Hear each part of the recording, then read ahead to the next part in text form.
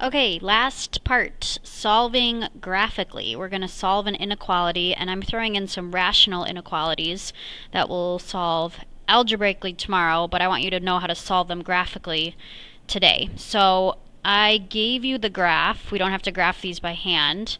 And what you see on the graph is the rational function with an asymptote, a vertical asymptote of -2. So we need to be able to recognize the branches of that rational function with their asymptote.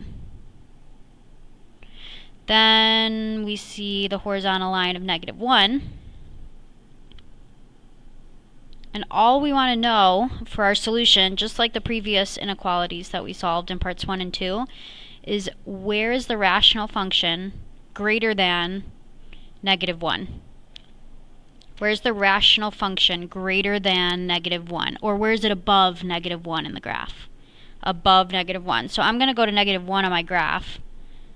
And I'm going to look at just the parts of that rational, this hyperbola, and this part of the other hyperbola that are greater than -1.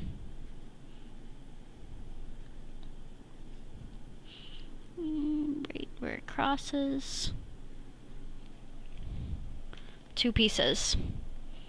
So we write our solution as an interval, just like the previous parts of this review.